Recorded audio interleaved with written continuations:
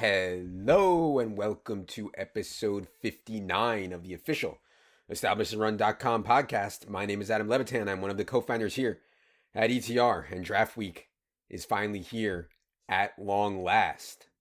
So what we want to do today was conduct kind of our own mock draft. I will be playing the role of Roger Goodell, of course, without the $40 million contract, without everybody booing me from the comfort of my basement. Our GMs will be two of the most accurate mock drafters over the last fistful of years. That's Evan Silva, of course, our hero. And excited to have Scott Smith from Rotoviz Action Network with us as well. Scott, what's going on, man? What's going on, guys? I appreciate it. Evan, ready for the draft? We're 4 days away. Yeah, man, better be. It's coming fast, and it's the only thing that we've had to talk about for a long time. And what are we going to do after this? It's going to be a sea of nothing. I guess, on Sunday nights we got the Michael Jordan documentary, but I don't know. It's into the deep, dark unknown, the abyss. Yeah, well, stay tuned. We might have some best ball options coming after the draft, so stay tuned for that. A little tease there for our friends in the who enjoy drafting fantasy teams, as I know everybody does. But the plan basically here today is we are going to go through team by team in the order of the draft. And we're going to talk about team needs, who these guys are going to make a pick, why they think that is a good fit for the pick, who else the team might be considering, and anything else about the team or the draft spot. And so Evan's going to take picks 1, 3, 5, etc. Scott's going to take picks 2, 4, 6, etc. So with that, we will enter the 2020 Establishment Run mock draft. The Cincinnati Bengals, owners of the number 1 pick, with Andy Dalton, are on the clock. I cede the floor to you, Evan. Yeah, LSU quarterback Joe Burrow is going to go number 1 overall to Cincinnati. I think that Joe Burrow is ready to play in the NFL. I think that he's maybe the only quarterback in this draft that is ready to start in week 1 after no offseason workouts and likely abbreviated training camp / preseason. I think the Bengals can have a quick offensive turnaround with Joe Burrow at quarterback, Joe Mixon returning, Tyler Boyd returning, A.J. Green back on the franchise tag, John Ross. Hopefully he can stay healthy, get 12 to 14 games out of him. Jonah Williams back from after missing the entirety of his first season with an injury. And then I think at number 33 overall, they can draft another offensive line and turn this thing around quickly in the second year under Zach Taylor. Scott, I assume that you also have Joe Burrow going number 1. Is there any case to be made for anybody else? No, I mean, I think Joe Burrow is a chalk here, especially when you start looking at the Bengals and the way they played last year. They ranked dead last in plays of 20 yards or more, and you look at how Burrow moved the ball within that LSU offense, getting big chunk plays. He was very successful, whenever you got forced out of the pocket and moved, had to do off schedule. And I think that's everything that the Bengals need right here at the first pick. Yeah, outrageous 5,671 yards, 60 touchdowns for Joe Burrow at LSU last year in that Joe Brady offense. All right, let's go to the number 2 pick. The Washington Redskins are on the clock, Scott. Yeah, for the Washington Redskins, I'm going with edge rusher Chase Young. I think, Chase Young's widely regarded as the best player in the NFL draft right now by most scouts. He's a little bit less refined than what I think the Bosa brothers are as far as pass rush moves and being able to use their hands. But with Ron Rivera taking over as head coach, you got Jack Del Rio there at the defensive coordinator. I think the Redskins making this pick can finally start to form some type of identity for their team there with the front of that defensive line, how many first-round picks they have with Payne and Allen, and Ioannidis has actually been very good at defensive tackle as well. And it also allows them to transition away from Ryan Kerrigan, who's probably going to be a free agent and lead the team next year. So I think Chase Young's the easy chalk here, just like Joe Burrow. Yeah, I mean, Redskins did a horrible job of keeping this under wraps. They essentially have said for the last few weeks that they're taking Chase Young. Evan, do you have any disagreement with the Redskins' decision, which seems like obvious right now they're going to take Chase Young? Nope, I think it's an excellent pick. All right, now it starts to get interesting. Number 3, the Detroit Lions are on the clock, and it seems like they may want to trade down, but if they stay, people don't even know who they're going to take, so I'll cede the floor to you, Evan. Detroit Lions, number 3 spot. Yeah, I definitely think that they should explore trading down. But I'm not sure that the thirst for the quarterback position is going to end up being there. The Giants did put out a completely laughable report using, like essentially an NFL mouthpiece to spread word that they might take Justin Herbert at number 4. But we're going to be able to see through that. I think that that's the Giants knowing that there is potentially no market for their pick and trying to drum up some interest, and everybody just kind of laughed at it because we know that it's not going to happen. But for the Lions at number 3, I have them taking Derek Brown. I think that Jeff Okudah appears at number 3 in virtually any mock draft that you see in these mock draft competitions. Like, I think that one way of getting a little bit of a leg up on the field, just because I know that Jeff Okudah is going to be there like 80-90% of mock drafts, I'm going to try to be a little contrarian, go with Derek Brown. And I don't think it is really that contrarian. I think that people inside the NFL absolutely love Derek Brown. I think that the Lions are better at cornerback right now than they are at defensive tackle. They have the worst defensive line, worst interior defensive line in the league right now. Their best defensive tackle is Danny Shelton, who they signed in free agency to like a 1-year deal that's worth, at max like $3.5 million. So I have them taking Derek Brown. He's drawn some Ndamukong Suh comparisons, and I also like him as a long shot bet around like 10-1 or anything longer than that to be the number 3 overall pick. Yeah, Lions were 28th in rush defense DVOA last year. Curious, Scott, who you would have the Lions taking? Yeah, I actually agree with Derek Brown, and Evan and I both mentioned this in our draft prop show that we did together. Look, if you look at what they have there at defensive tackle behind Danny Shelton, who pretty much washed out with Cleveland and then kind of played a little bit there in New England, there's 3 undrafted college free agents that are sitting there behind Danny Shelton. So they definitely need somebody there at defensive line. They were 29th against the pass per Football Outsiders DVOA, and they ranked 31st as far as sacks. They could not get any pressure up the middle. So I think Derek Brown makes a lot of sense right here and is definitely the contrarian play over Jeffrey Okudah. All right. Number 4, the New York Giants are on the clock. We're going to go to Scott here. I'm actually very excited about the Giants offense for this year, so I'm curious who Scott has the Giants taking number 4 overall. Yeah, I'm going with offensive tackle Jedrick Wills out of Alabama. I think when you start looking at things, there's been some Isaiah Simmons talk, but I think that's going by the wayside. And I think the bottom line, it comes down to what is Gettleman going to do to go ahead and protect the investments that he has in both Saquon Barkley and Daniel Jones. You start looking at Nate Solder over on the left side. They can kind of get free of him after this year. I think they can actually save around $13 million if they designate him a post June 1st cut. But I think you see how Nate Solder plays out after this year and kind of make that decision. And you also gives you a year to go ahead and scout Wills because he's primarily been a right tackle. So it'll give them some room to see how he can perform in-house if he has the ability to move to left tackle.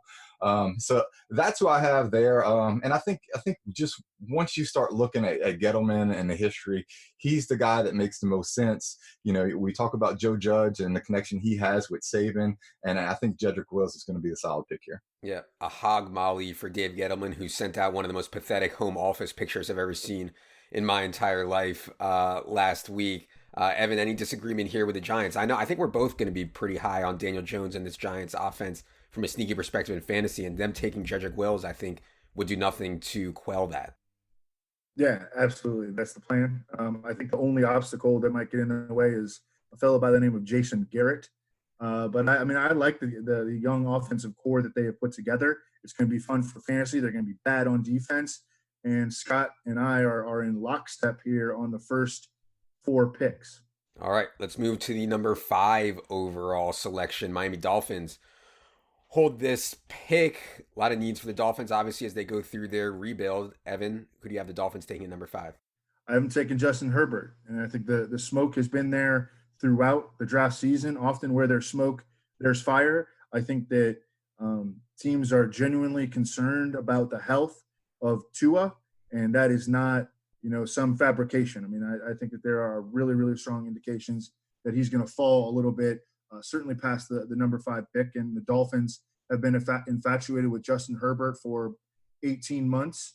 And I think that there's a lot of debate about Justin Herbert, among like the mainstream media draft analysts. But at the end of the day, I think that this is the player that the Dolphins want. Scott, any disagreement there? Justin Herbert, number 5 before Tua. No, I completely agree. I think that scouts have legitimate concerns about whether or not Tua has actually maxed out his skill level and his capabilities there, of what you see now, along with the injury concerns that he has. I mean, scouts just seem to think that he's brittle once you start looking at the long list of injuries he's had. And I just think Herbert is an unfinished product right now. He athletically, he compares pretty similar to what you saw that they went ahead and had previously at quarterback. He's a very athletic, and I think he's a good comp to Tannehill. And I think scouts look at him as an unfinished product. He might not have the leadership that comes with Tua, but he's a quiet kid. A lot of people seem to like him, and I think if the injuries weren't a concern, you might see Tua here. But like Evan said, where there's smoke, there's fire, and I think you could start seeing Tua drop, especially past Miami. Yeah, I mean, betting market has reacted. It was slow to react, kind of like a big cruise ship. But then once it got going, now Justin Herbert is actually the favorite to be the second quarterback off the board at most books. All right, let's go to number 6 overall pick, where the Los Angeles Chargers currently have Tyrod Taylor penciled in as their starting quarterback. Let's go to Scott. Who do you have the Chargers taking at 6? Yeah, here at the Chargers, and we just talked about them in my previous mock drafts. I had Isaiah Simmons, but I think right here we're going to go with Tua Tagovailoa, quarterback from Alabama. A lot of things when you start looking at what the Chargers have. For me, Isaiah Simmons just doesn't quite make sense because he's a very similar skill set to what they have there at Derwin James. He actually played a lot more snaps there at slot corner and safety than what he even did at linebacker. So I think maybe with Isaiah Simmons, you could start to see a little bit of a fall. And then you just start looking at some of the signals you got from the Chargers there in the offseason. They signed Brian Bulaga, who's, traditionally played right tackle. Tua is a left-handed quarterback. The Chargers were in the running for Tom Brady during the offseason. So even though you hear that Tyrod Taylor is really loved by Anthony Lynn as far as a quarterback, I think at most Taylor could just be a placeholder and a bridge to go ahead and get to another offseason, maybe another year to get healthy. And I think Evan actually had a good stat about Tua sitting out, how much it would lower his chances of re-injuring himself. So I think right now, and in my final mock draft, I think Tua is going to be the pick here for the Chargers at 6. Yeah, and I like Tyrod Taylor. I think he's an underrated player, but not anywhere near the kind of quarterback I think you need to go to the Super Bowl. But I would say that like the idea that you should pass on a quarterback you like because you have Tyrod seems insane to me, right? Like I just keep taking quarterbacks if I didn't have one and try to get one on a rookie deal that I think I can really win with. Evan, what do you think the Chargers will do at 6 overall? In my second to last mock draft, I had them taking Tristan Wirfs. They're the left side of their offensive line. Their right side looks good with Trey Turner and Brian Bulaga and Mike Pouncey back at center. The left side of their offensive line still looks really, really bad, particularly at left tackle, where they would have a competition if the season started today between Sam Tevy and Trent Scott. And that's a turnstile at that position. So I had Tristan Wirfs out of Iowa, and then I was gonna switch it to Peter King's mock draft came out on Monday morning, and he reported that the Chargers just absolutely love Andrew Thomas out of Georgia, offensive tackle. Now the top 4 offensive tackles are all really interchangeable, and so and there's a bunch of needs for offensive tackles in like the top 11 selections. So it's not really easy to pin down. But man, at the end of the day, I want to see the Chargers take Tua Tagovailoa at number 6 overall. I think that they could drop him into an offense with Hunter Henry and Keenan Allen and Mike Williams and Austin Eckler. Great defense on the other side to kind of protect the offense, as Tua comes along and learns. So I think I might end up with Tua at number 6 in my final mock draft, which will come out on Wednesday night. All right. Let's go to number 7. I've seen like almost all mocks have the same guy here. Panthers are on the clock. Evan, 7th overall. What do you think? I have the Panthers taking Isaiah Simmons out of Clemson. The Panthers, of course, lost Luke Kuechly. They lost James Bradbury. their defense is – they lost Mario Addison, who led the team in sacks. Their defense is in really, really bad shape right now. I think they might look at Shaq Thompson to be their replacement for Luke Kuechly, and then Isaiah Simmons to be maybe they're more like – I mean, that would give them two linebackers who I think could play like all three downs in Isaiah Simmons and Shaq Thompson. And their offense is kind of interesting, I think. And we're going to talk a lot about them, I think, leading into the fantasy season. Their defense needs an awful lot of help. And I think that Isaiah Simmons could easily be the number one defender on their board. Yeah, I've seen Isaiah Simmons mock to the Panthers in like almost every mock that I've seen. Yet his prop, I mean, you could still get over 6.5 at plus money as recently as a couple days ago on Isaiah Simmons. I'm curious, Scott, do you also have Panthers taking Isaiah Simmons? No, actually, this is where Evan and I disagree a little bit, and he's absolutely correct as far as looking at that Carolina defense. But you start looking at more in the secondary, and they lost James Bradbury to the Giants. Across from Dante Jackson right now, they have Corn Elder is who's scheduled to start. I mean, he was a guy that was actually picked up off the practice squad for the Giants, and I just don't see that. I think when you start looking at things, and we talked about Jeffrey Okudah, being passed up there at 3, I think Jeffrey Okudah would make a lot of sense right here because there's such a big gap and cutoff from, Okudah and CJ Henderson to that next group of defensive backs there. So for me, I actually think Jeffrey Okudah makes a lot of sense right here. And I think you could go ahead and see them. And if you look and look around and find some information, look, the Carolina Panthers fans are hungry for Okudah. I think he's a guy they'd be absolutely furious if they passed over here. Mm-hmm. Yeah, I think that makes a lot of sense. For sure, if Okudah does slip down there to number 7. Let's go to number 8 overall, where the Arizona Cardinals, the exciting Cliff Kingsbury Arizona Cardinals, are on the clock. Scott, what do you have?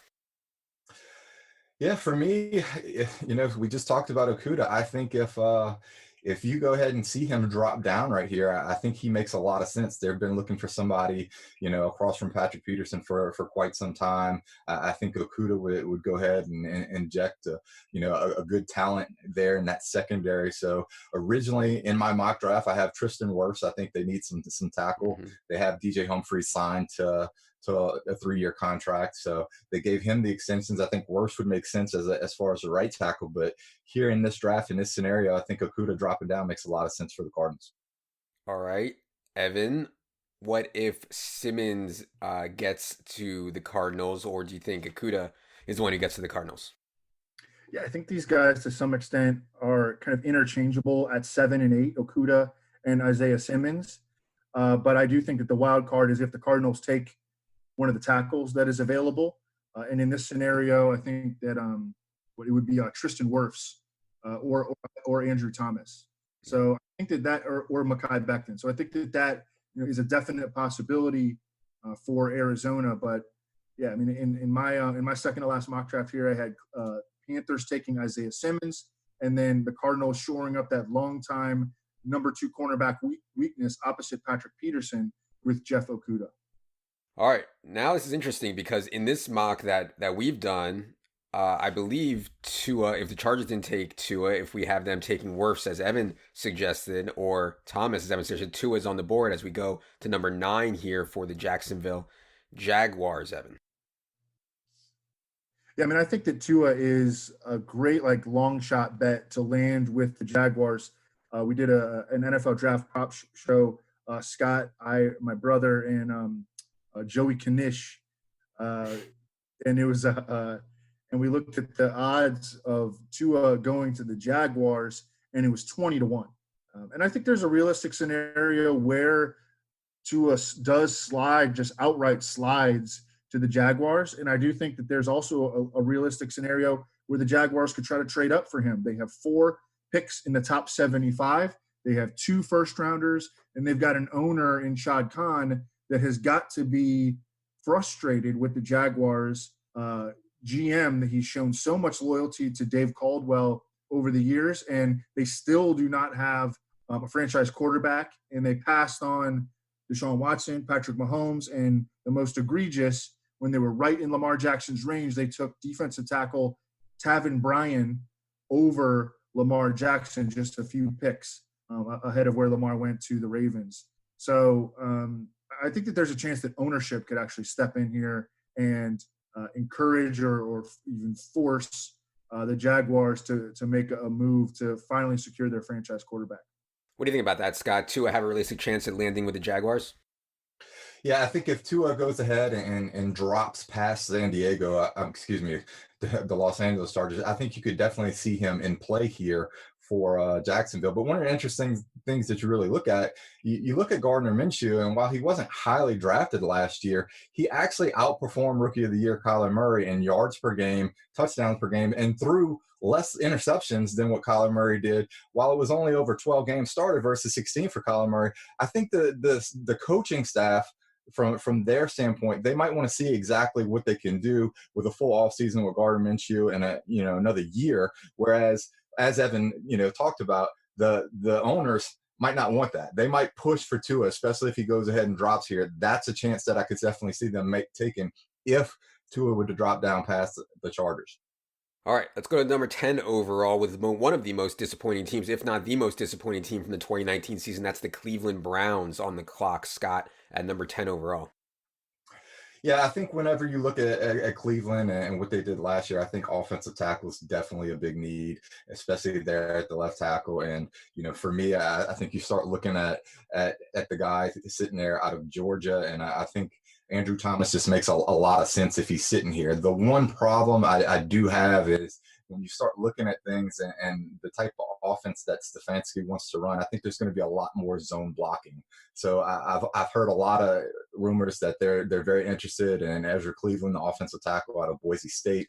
They've actually had a combine interview with them. They had a private workout. They also had another workout. So there's been a lot of interest there with Ezra Cleveland. This is also a position where I think you could start looking at some teams like Denver and other wide receiver hungry teams to go ahead and move up wherever Cleveland could go ahead and get some ammunition to move down, make a later pick, and then maybe also add some picks to move up and get Ezra Cleveland if that is indeed. But under this circumstance, I'm going to go ahead and give them Andrew Thomas out of Georgia. Yeah, that's interesting because the Jets and the Raiders, Broncos, 49ers, this is the range where the wide receiver needy teams come in. If you have a preference, you probably want to get up here to the Browns pick. Evan, what do you think happens at number 10 overall? Yeah, and as Ian Rappaport pointed out about Ezra Cleveland, he actually has the last name, the same last name as the town in which the Browns play. So that's, that was, just a genius connection there. At number 10, Andrew Thomas, I have going to the Browns right now, and I think that the Browns could take Andrew Thomas. I think they could take Tristan Wirfs if he falls here, and I also think they could take Mekhi Becton if he falls here. I think that all those guys are graded fairly similarly, and you just take whichever guy falls at number 10 to the Browns, and then I think the same is the case for the next team that we're going to talk about. All right. I've seen people mock wide receivers to the New York Jets. I've seen them mock tackles to the New York Jets at 11 overall. Evan, what do you have the New York Jets doing? Taking the falling offensive lineman, and in this case, it's going to be Mekhi Becton. Daniel Jeremiah actually has Mekhi Becton as his number 7 overall player and the number 1 overall offensive lineman in the draft. He's 6'7", 350. He was a great run blocker at Louisville, and like when you have 36-inch arms and you're that big and long, and you have good enough feet, like guys just cannot get around you. They certainly can't get through you, and they really struggle to get around you. And just that size and that length is so valuable, and he moves well enough at that size and length that I think that he can hold his own athletically. The thing is that he got flagged for a drug test. I don't even think that he tested positive for any drugs or anything, but he had a drug test that was flagged. And I think that in a year where teams are going to be very prone to risk aversion, he winds up being the number 4 tackle out of these stud 4, just because of that. Yeah, I think it was a marijuana thing, but the books a lot of them did take Becton off the board in terms of his over-under. I'm not sure if he's back up on the board yet in terms of over-under for draft slot, just while, information like that comes out, obviously could cause a slide. What do you think about what the Jets are going to do at 11, Scott? Yeah, I think tackle definitely makes a lot of sense. It's hard to get a consensus ranking on how teams are going to view these tackles there at the top of the board. As far as the Jets go, I think they have a specific player in mind there at tackle. And one of the things that I've really been reading into, the Athletic reported that the Jets were linked and had discussions with the Redskins about Trent Williams. He's one of the players that I think could also be an option for them in a trade there on draft day if the tackle that they want doesn't fall to them here. And I think they could definitely go ahead and pivot to CD Lamb. When you start looking at the Jets last year, they were dead last in yards per play. They also ranked last in pressure allowed. So I think both wide receiver and tackle make sense here. If the tackle they want doesn't fall, I definitely see Trent Williams and CD Lamb maybe as the fallback option there at 11. All right, speaking of wide receivers, widely mocked to the Oakland Raiders, Las Vegas Raiders at 12th overall is a wide receiver. Scott, what do you think the Raiders are going to do at 12? Look, I'm gonna go ahead and kind of veer off the path here. A lot of people have had Henry Ruggs, but I'm gonna go with C.J. Anderson, the cornerback. C.J. Henderson, the cornerback out of Florida. Look, you can't really predict what Mike Mayock's going to do. He surprised a lot of people with Cleveland Farrell last year. You start looking at the current cornerbacks they have there, starting. You're looking at Mullen and Nevin Lawson. I don't think that's somebody to go in there to with their at cornerback starting. A lot of mock drafts have wide receiver here, but I think you could definitely see them go ahead and take the top cornerback that's left and maybe look at a wide receiver since the class is so deep with that second position. Yeah, I think the Josh Jacobs pick was John Gruden-esque, but as Scott had mentioned, it's hard to predict what John Gruden is going to do. Evan, what do you think happens at 12? Well, I have the Raiders taking a wide receiver, but there have been like Tony Pauline and a couple of other like draft insiders who have really good track records have said that they don't think that C.J. Henderson is getting past the 12th pick. And that he could maybe even go inside the top 10 and be a surprise, to maybe Arizona, who we talked about has that long time number 2 cornerback weakness, maybe number 9 to the Jaguars. So I don't think it's crazy at all. I know that a lot of Raiders fans do, because in my third to last mock draft, I had C.J. Henderson going number 12 to the Raiders, and I was, called, the biggest, I got death threats on Twitter from Raiders fans. But yeah, I think it is off the beaten path. I think that it is contrarian, but I also think it's very realistic. Yep. Okay, another team widely linked to wide receivers, San Francisco 49ers at 13th overall. Evan, what do you think? I have CD Lamb, Oklahoma wide receiver. Deebo Samuel is awesome, and I'm going to try to have him as high as I possibly can in our 2020 redraft rankings. I mean, I think he's in a great spot, even if the 49ers do take a first-round wide receiver. I think that the first-round wide receivers are going to take a little time to come along and make impacts because of no offseason workouts, because of no rookie minicamp, because I don't think that there's going to be a whole lot of training camp practice or like maybe 1 or 2 preseason games. But I think that CD Lamb gives the 49ers that big-time run after catch that they love, and that Kyle Shanahan can help scheme open CD Lamb, and he can add on additional yards with he's the best run after catch receiver in the draft. He's a guy that can move around. He averaged over 6 yards per route run in the slot, which led the nation this past season. He was a 70% outside receiver, but a 30% slot receiver, and just dominated whenever they got him inside. And I think that Kyle Shanahan is going to love that versatility. Yeah. CeeDee Lamb led college football in most advanced metrics last year. Scott, what do you think about the 49ers at 13?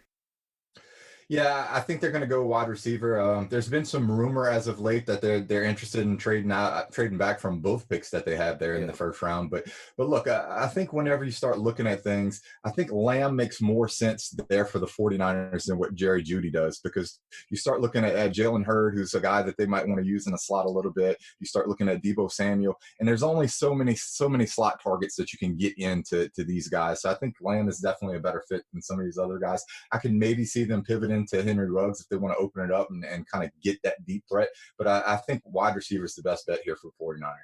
All right, 14th overall, the Tampa Bay Bucks, the Tom Brady Tampa Bay Bucks are on the clock. Scott, what do you have? Yeah, I was going to go with Mekhi Becton here, But since Evan already went ahead and picked him a little bit earlier, I think we're going to pivot a little bit and go with Javon Kinlaw.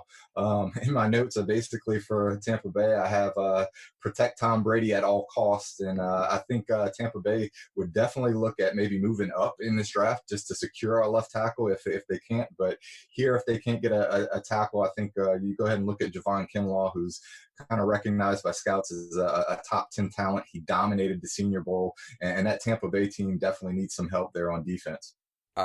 Yeah, one thing, and maybe this is a reach, but Daniel Jeremiah tweeted today that Austin Jackson is a guy that will go higher than the experts or the mock drafters think. I know Evan thinks this is a possible landing spot for Austin Jackson. What do you think, Evan?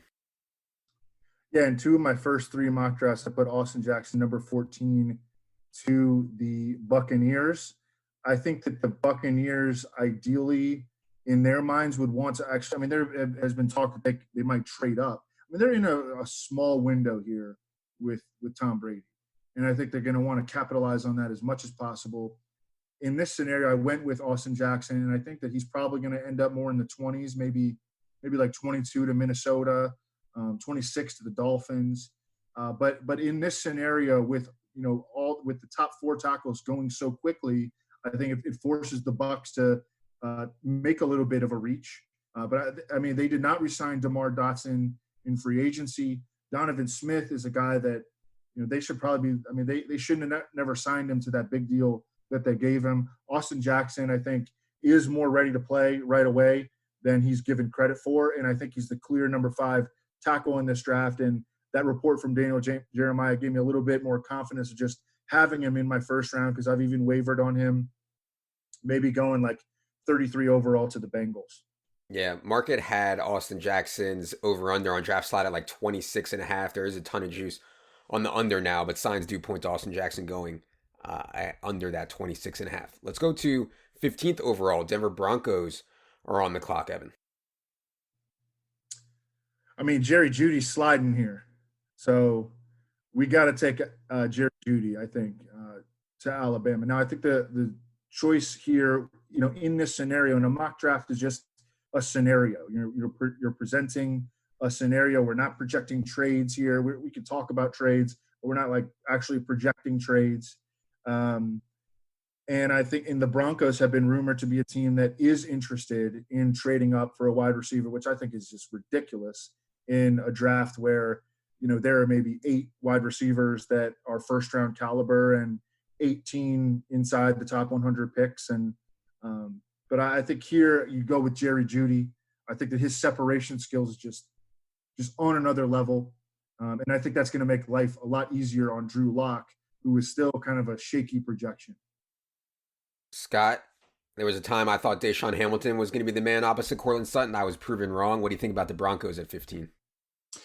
Yeah, I actually think Jerry Jeudy makes a lot of sense. He's actually going to be the player that in my final mock, I think Jerry Jeudy is going to end up with Denver. I think there's a very good chance that Denver could trade up to solidify their chances to go ahead and select Jerry Jeudy. I think he makes a lot of sense for Drew Lock and to go ahead and play the slot opposite there of Courtland Sutton. They need to do something with their offense. And look, John Elway really doesn't have a good track record of picking offensive players. So I think Jerry Judy's a safe pick for him here. All right, 16th overall, the Atlanta Falcons as we move to the second half of the first round. Scott, who do you have? 16th Falcons.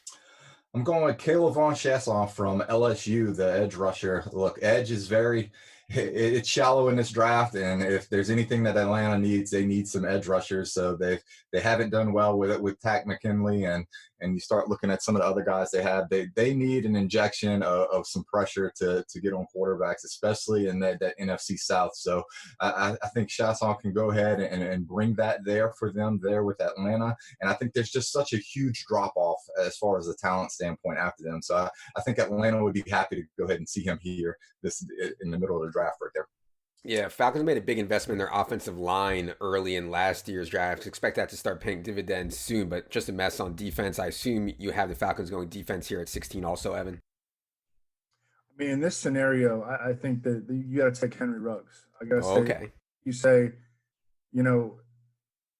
Caleb Von Chasson, this dude who had 9.5 sacks his entire college career, he is not going to turn our trash can defense into something useful on his own. So what we do is we say F it, and we're just going to try to outscore you every single week. And, we're not going to play with 10 men and, use Russell Gage as our third receiver. We're going to have 11 out there, and we're going to try to outscore you. And that's going to be with Henry Ruggs and Calvin Ridley. And, Julio Jones entering his age 31 season. So, he's not going to be getting any better. Like the trajectory is down for Julio. Sure. Their offensive line, I think, has a chance to be good if those 2 first-rounders that they took last year come along. They've got Alex Mack at center. They've got Jake Matthews at left tackle. Their left guard, James Carpenter, has a lot of experience in the NFL. So I think that at this point, like, their defense is not salvageable. And I think you got to take the best player on the board, and that's Henry Ruggs. But, I spent like all day Saturday arguing with Falcons fans about that. So that's who I would take. In my second last mock draft, I had him taking CJ Henderson. Apparently they want to trade up, maybe to go get Okuda, because there have been like whispers that they want to trade up into the top 5. Right. Chris Mortensen reporting today that Falcons among the most aggressive teams trying to move up. Yeah, that would be fun, though, if they took Henry Ruggs. You'd have 2 teams would play no defense, play a ton of offense in that NFC South with the Panthers and the Falcons. Let's go to 17th overall. America's team, the Dallas Cowboys, are on the clock, Evan. We're going to have to stop. We're going to have to stop Henry Ruggs' slide here. And Henry Ruggs is going to be your third receiver with Amari Cooper and Michael Gallup. And, the Dak haters are just going to have to go into hibernation because Dak is going to light it up. Scott, and hopefully they trade Zeke Elliott and start Tony Pollard. Now we're talking. Yeah. Scott. Yeah, it would make a lot of sense if Ruggs were to slide down this far. It's a situation where we just have like different players going to different positions, so that's going to force Henry Ruggs to kind of slide down here. I think, look, it would make a hell of a pick there for Dallas fans. I think they would be excited about it. I can definitely see it. I also think you have to start looking at some other players here. One of the guys that I'm really high on, and we talked about it a little bit, I think Cesar Ruiz, the center from Michigan, is a player that a dark horse that can go this high. I talked about it a little bit on the draft prop show that we did. I think Cesar Ruiz is, held in a higher esteem than with the center last year out of NC State that Minnesota drafted. I think he's a guy, long shot, but you start looking at Travis Frederick retired. I think we talk about the identity of what Dallas is. They're a run-first team that wants to get Zeke involved, and Dak still isn't signed. So how are we going to make Dak happy? Henry Ruggs would definitely do it, but also let's go ahead and see about maybe getting him some protection from Cesar Ruiz there at center. Yeah. Evan and I discussed that possibility on last week's show also when talking about the bet regarding will Dallas take an offensive or defensive player. Can certainly get a decent amount of plus money if they take an offensive player. Cesar Ruiz obviously qualifies. 18th overall, Dolphins are on the clock once again, Scott. Yeah, I think whenever we start looking at it, what do the Dolphins need? They got their quarterback earlier in this scenario, and we talked about Austin Jackson. He's the guy that I would go ahead and have getting picked here. It's a little bit higher than what a lot of people have on him, but apparently coaches love, some of the athleticism and some of the traits that he has. So I think Austin Jackson, the offensive tackle out of USC, makes a lot of sense. Another pivot guy that you could possibly see that I think scouts may be a little bit lower on is Josh Jones, the offensive tackle out of Houston. So I have them going tackle here in the first round with the second pick that they have. Evan, I've seen DeAndre Swift mocked as high as 18th overall to the Dolphins, which would be infuriating to me as somebody who bet 0 running backs to go in the first round. But what do you think Dolphins at 18? Yeah, I haven't taken K'Lavon Chase on out of LSU. He already went to the Falcons at number 16. And, I had Austin Jackson going number 14 to the Buccaneers. But, no, I think that this is a realistic spot. I also think that if the Cowboys do not take Cesar Ruiz, the Dolphins should look at him. The Dolphins really could go anywhere. They've got 14 picks. They've got 3 first-rounders. And they've got a whole lot of needs. So I think that we're really throwing darts here, but I just think that a lot of different dudes make sense because of all the holes that Miami has. Sure. Speaking of holes, Raiders are back on the clock at 19, Evan. Las Vegas Raiders, what do you got? So they went with CJ Henderson at number 12 overall. Mm-hmm. That puts them in position here to take. I'm going to have to. This is what's gonna happen during the real draft. Like the internet's gonna get slowed, and like like Gettleman's computer's not gonna work, and they're gonna be like, who are they taking? I mean, I think I'm gonna have to go with Justin Jefferson. I thought about him. I think that. All right, yeah. Well, let's just go with Justin Jefferson. We can definitely go with Justin Jefferson. Maybe the highest floor receiver in the draft. I think he's kind of like a poor man's Michael Thomas. You can play him in the slot. He was mostly a slot receiver this past year. Before that, he played more outside. He ran 4.43 at the combine to ease concerns about his speed. Justin Jefferson, Tyrell Williams, Hunter Renfrow, Darren Waller as your pass catchers. I mean, I think you can work with that.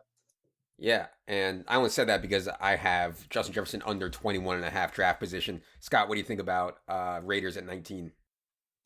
Yeah, under the scenario, and in my last mock draft, this is exactly the pick that I have is Justin Jefferson there to the Raiders, especially if they go ahead and take C.J. Henderson early.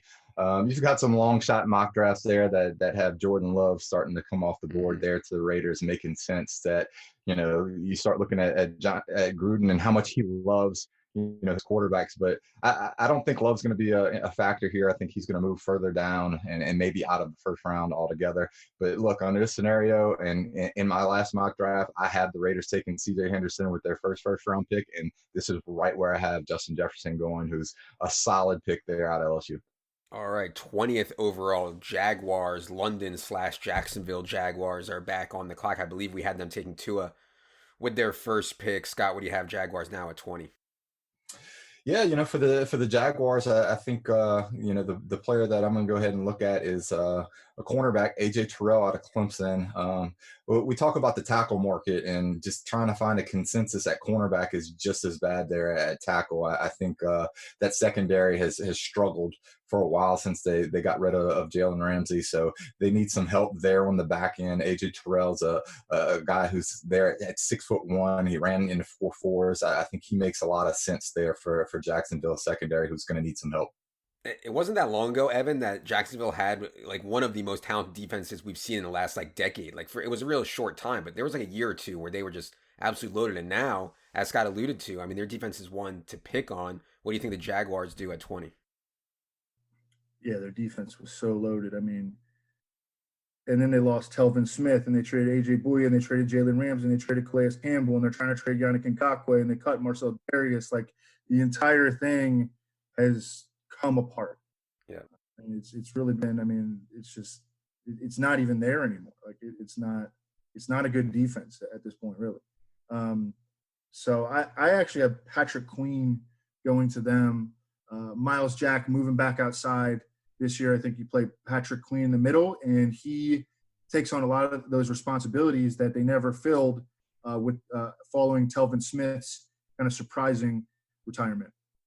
At 21st overall, the Philadelphia Eagles are on the clock, and I think Eagles fans, at least, are hoping they'll go wide receiver. In this scenario, the top 4 wide receivers are all off the board. What do you think at 21 to the Eagles, Evan? Jalen Reagor, wide receiver out of TCU.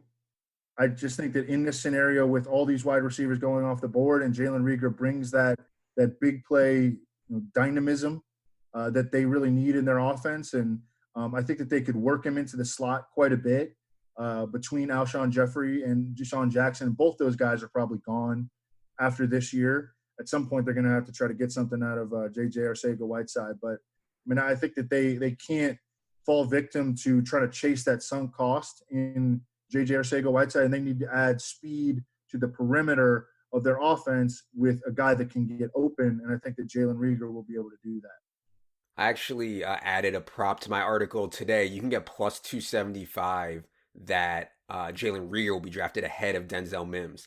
And, I think it's probably a coin flip at this point, but I think Evan's pointed out and some other people have pointed out that Denzel Mims' kind of meteoric rise might be more on Twitter and in the media than it is in real NFL circles. So, yeah, Reagor to go ahead of Mims. If you go over in New Jersey, you can get some good stuff on that. Anyways, Scott, Eagles at 21.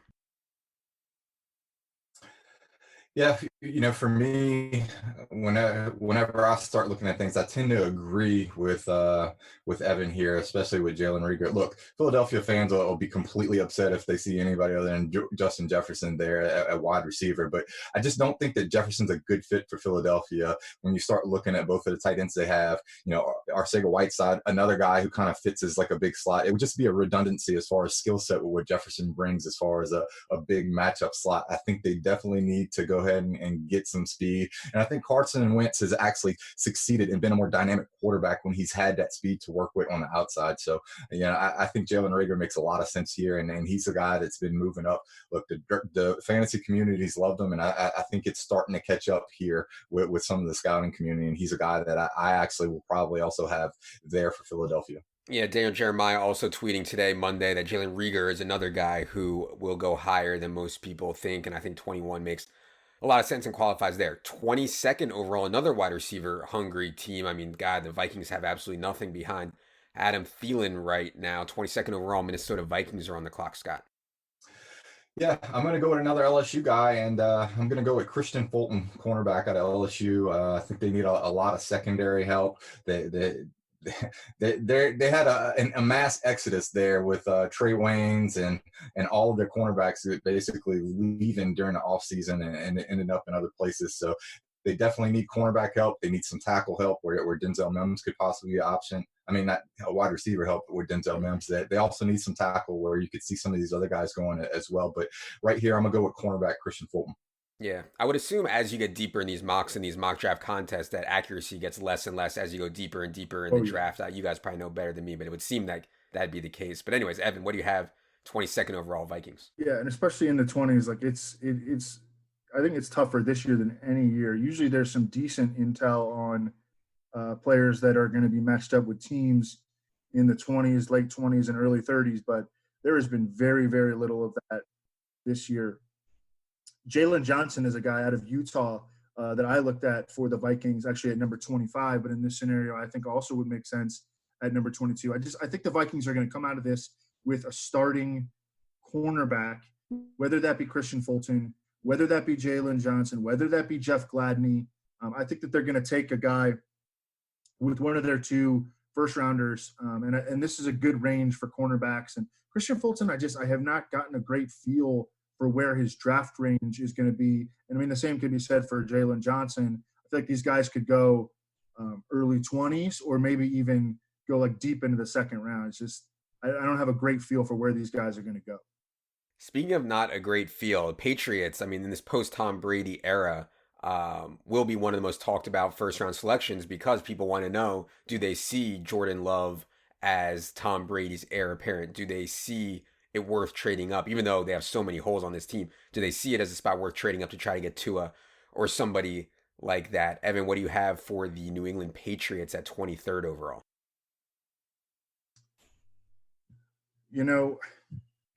I actually have Javon Kinlaw falling here. Scott mentioned him as early as number 14 to Tampa Bay, but I've heard that there are some medical concerns on Javon Kinlaw. And I think that he could end up falling into the second half of the first round. He lands with the Patriots. The Patriots strengthen a strength by improving up front on defense, and I think that's what they're going to kind of ride into 2020.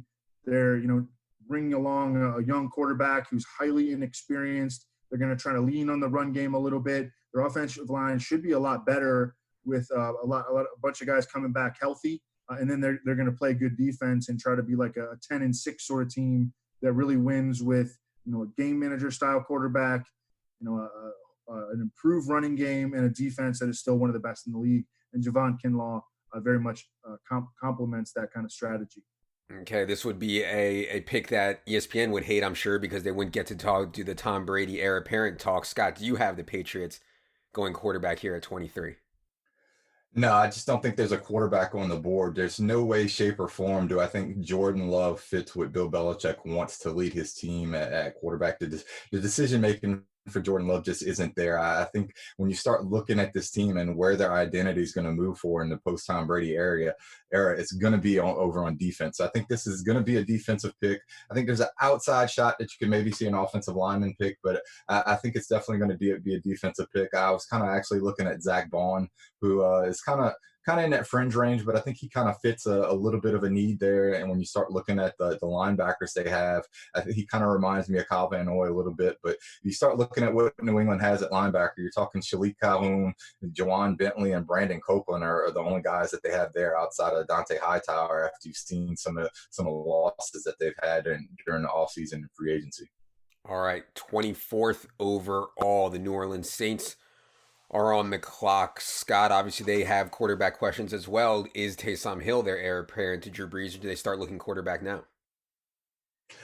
This is one of the more interesting questions here. I'm actually going to go a different route. I think they need some linebacker help. They have Kiko Alonso there signed for a year, and I think Alex Anzalone's looking at his last year on his rookie contract. So I'm actually going to go with Kenan Murray, the linebacker here out of Oklahoma. Jordan Love does make a little bit of sense. I have some intel that Drew Brees was actually ready to retire and actually had already informed the team before the Pro Bowl that he was set to retire. He got talked back into another year. I think this is absolutely going to be his final year. And when we start looking at teams that could go ahead and take a chance on Jordan Love, it's going to be both a GM who's comfortable and not on a hot seat right now, and an offensive coach that has arrogant or ego enough to think that he can go ahead and fix the issues that you have with Jordan Love. The Saints were rumored to be in play back when Patrick Mahomes was there, but I think under this circumstance, and I think when it comes down to the actual draft day, I'm going to have the Saints going ahead and passing here on Jordan Love and taking Kenneth Murray here as a linebacker. Okay, Evan, I know you think that the Saints are at least have a chance to take a quarterback here. What do you think they do at 24?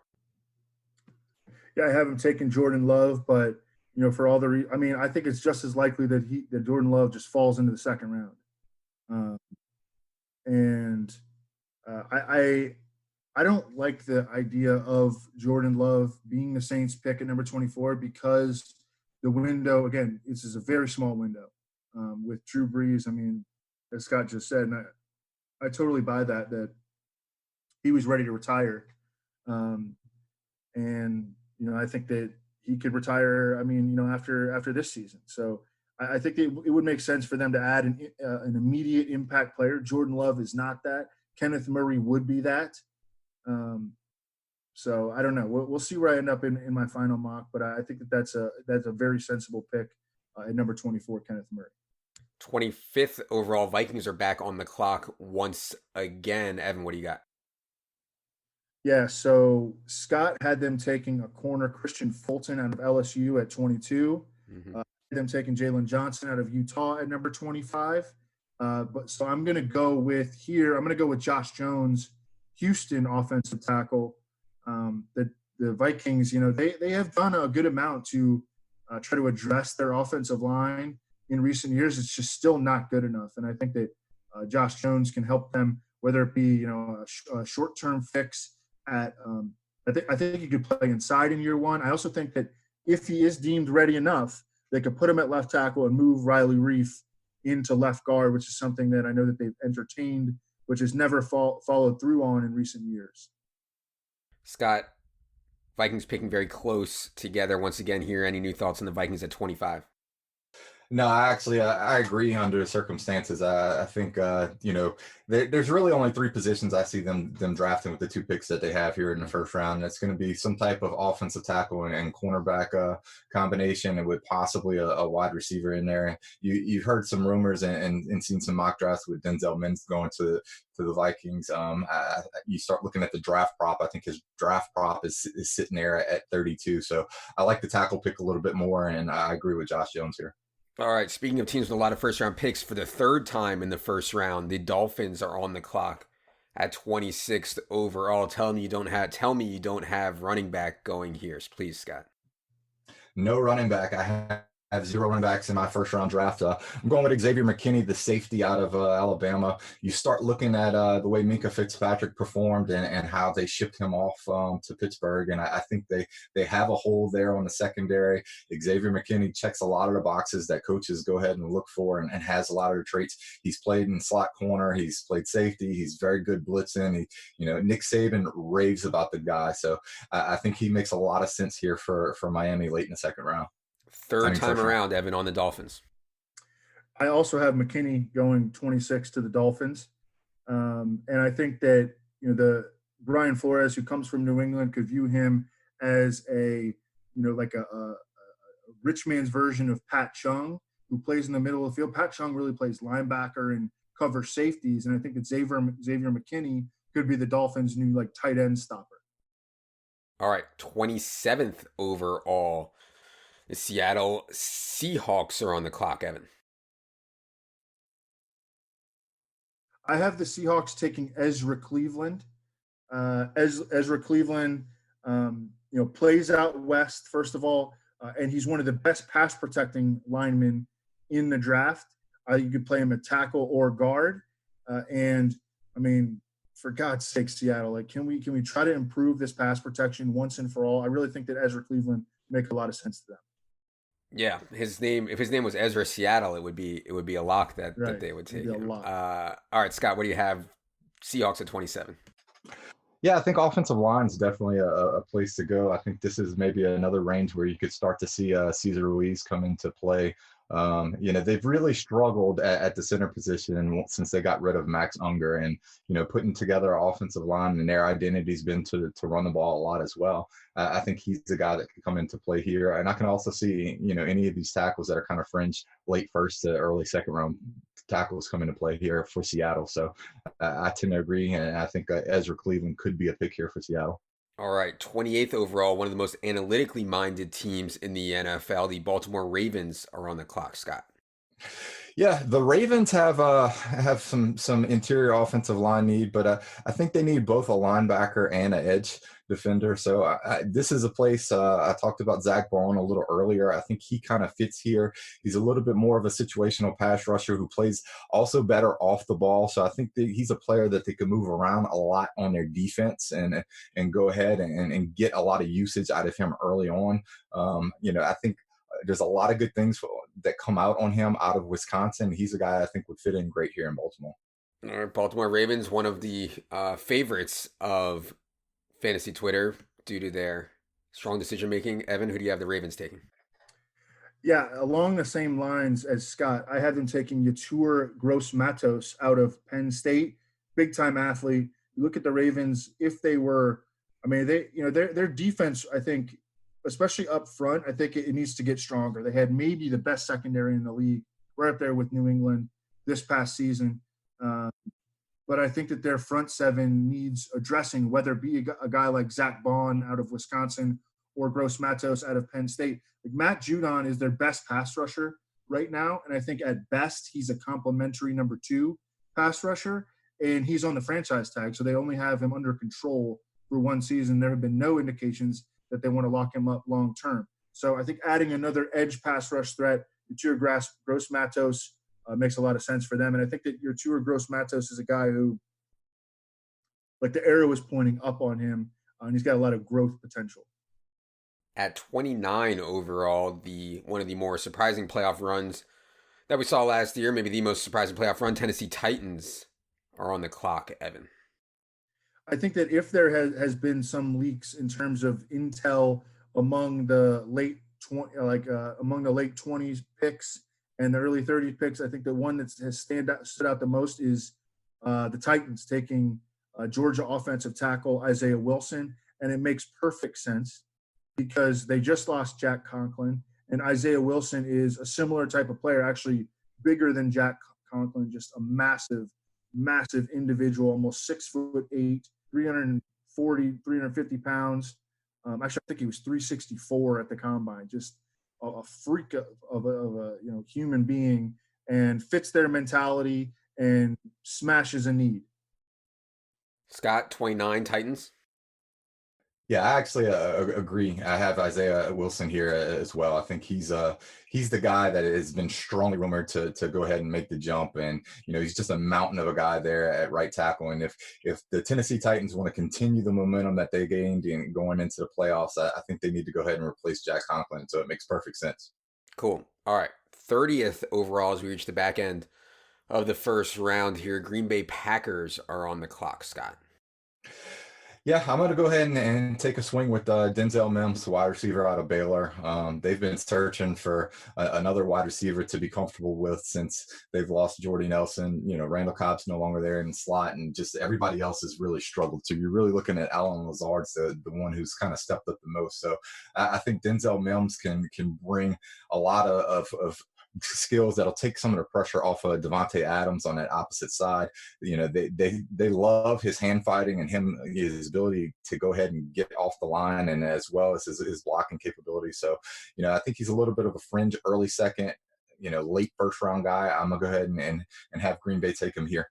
Yeah, that would be exciting. I actually think Al Lazard can play a little bit, but he's certainly better fit as a number 3. I think to slide in Mims as number 2 next to Devontae Adams and have Al Lazard as number 3, I think would be a big upgrade for the Packers. Evan, what do you think about Packers at 30 overall? Yeah, they just better send some Aaron Rodgers some of Denzel Mims tape because Aaron Rodgers, if he doesn't like you as a wide receiver, you are not getting the ball. These poor young receivers that he just churns through. But I have them taking Kenneth Murray, and it's just a matter of Kenneth Murray falls to them. I think they need linebacker help for sure. Even after signing the dude from Cleveland, who Kirksey, who he wasn't even very good. He couldn't stay healthy for the end of his Cleveland career. They're putting a lot of chips in his basket right now, and I think that they, if like Patrick Queen or Kenneth Murray goes here, I think that they could take him, but they can also very much take a wide receiver. I know that that's what a lot of people a lot of Packers fans want them to do at number 30. And Denzel Mims, I think he's a baller. But it just seems like people inside the NFL aren't as high on him. Yeah, there were a lot of reports from local media in Green Bay saying they were going to come out of free agency and the draft with at least one top flight tight end and wide receiver. They didn't come out of free agency with any of them. So yeah, I think wide receiver is definitely a possibility here at 30th overall. 31st overall, Evan, San Francisco 49ers, your defending NFC champions, are on the clock. I think the 49ers badly want to trade out of this pick. Scott mentioned earlier they might even want to trade out of both of their first round picks, and that's because they don't have very many picks after these first two. But we're not projecting trades. I had them taking Ross Blacklock out of TCU, defensive tackle. They did trade away DeForest Buckner. Daniel Jeremiah has Ross Blacklock as his number 19 overall player in the entire draft. But this would be a situation where the 49ers, they have a really strong roster and they strengthen a strength. Even after the DeForest Buckner trade, I still think their defensive line is very much a strength. And they can strengthen a strength by adding Ross Blacklock, who's a dude that from the interior can get up the field and become a big-time pass rusher from the interior. Yeah, that would certainly be strengthening a strength there. Scott, what do you have the 49ers doing at 31? Yeah, I actually agree with Ross Blacklock. And I think when you start looking at the mock drafts and some of the stuff that me and Evan do, and you start trying to get toward this late in the round to actually hit, you're not necessarily trying to match the player with the team exactly as much as you're just trying to figure out who the top 32 guys are to get into your mock draft. Mm-hmm. And I think Evan hit on it perfectly, especially with Daniel Jeremiah's ranking. I think Blacklock's a guy that's set to go in the first round. He makes sense here to go ahead and replace DeForest Buckner. He would also maybe make sense with the next pick to Kansas City, since they have Chris Jones that are dealing with contract issues as well. So I definitely like Blacklock is getting in and sliding right here into 31 and making his way into the first round. All right. Last pick. It's been a pleasure going through this first round with you boys. Last pick of the first round goes to the Kansas City Chiefs. You're defending Super Bowl champions. Scott, what do you got? Look, there's not a lot of things that they need, but if we start looking at positions, and they lost some cornerbacks there, they actually went ahead and re-signed one of their cornerbacks in Brashad Breeland.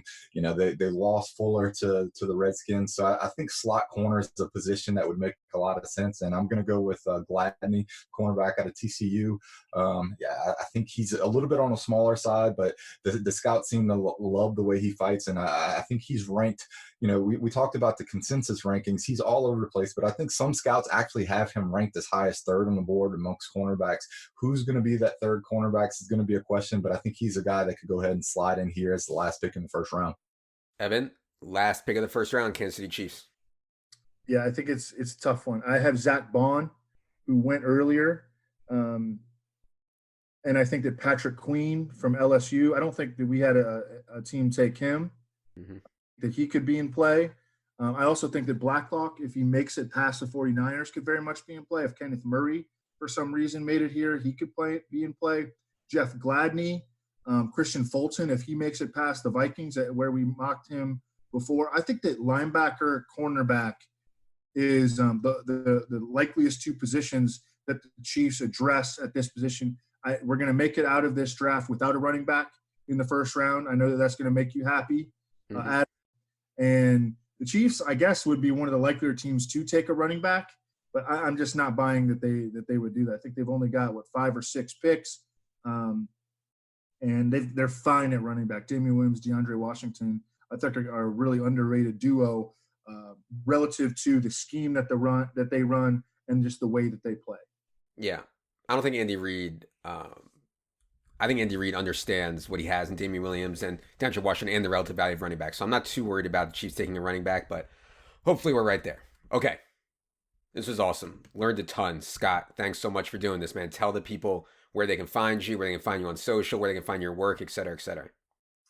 Yeah, you can find me on social media on Twitter at ScottSmithFF. And, I'll be dropping my final mock over at the Action Network on Wednesday night, late sometime. And I think Evan and I are actually maybe discussing doing another draft pop show late Wednesday night. And look, man, I'm just interested in getting this draft over with. The COVID-19 thing's been crazy. This draft's going to be different than anything we've ever seen. And, look, we get a lot of these mock drafts graded, and both Evan and I have done pretty well, but I am very scared about accuracy standings this year, and with just the minimal amount of information and the craziness that's been going on. Yeah. I find the whole mock draft industry absolutely fascinating. It's amazing that you guys are able to consistently be at the top. Evan, I don't know if we're going to do any more shows before the draft. We'll certainly be back right after the draft, talk about some fantasy impact and stuff like that. But enjoy the draft, man, if I don't talk to you. Yeah, man. Sounds great. All right. For Scott. For Evan. For producer Luke. I am Adam. Good luck, everybody.